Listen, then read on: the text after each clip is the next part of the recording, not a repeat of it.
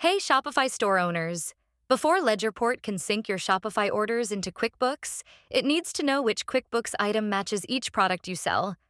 That's called product mapping. Skip it, and any order with an unmapped product just won't sync. Get this set up before your first sync, not after. Head to Mapping, then Products in your LedgerPort sidebar.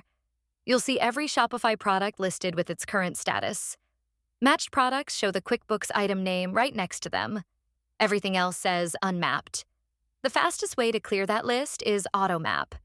Click the Auto Map button, and LedgerPort compares your Shopify catalog against your QuickBooks items, linking anything with a matching SKU or product name.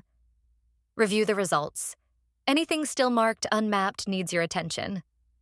Auto Map works best when your Shopify and QuickBooks naming already line up. If they don't, you'll be doing some of this by hand.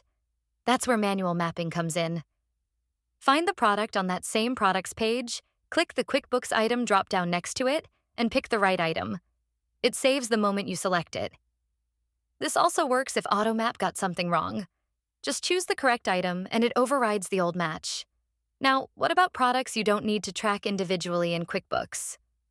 Set a default fallback. Go to Sync Config, then Products, and under Unmapped Item Handling, choose Use Default Product. Pick the QuickBooks item you want as your catch-all, and save. One more thing. If orders failed to sync before you finished mapping, you don't have to start over. Go to Manual Sync, click Orders, and filter by Status Error. Select those orders and click Sync Selected. LedgerPort runs them through again using your updated mapping. That's product mapping. Set it up once, and your Shopify store and QuickBooks stay in sync without the manual cleanup. If this saved you some time, give the video a like, share it with another store owner, and subscribe for more LedgerPort tips.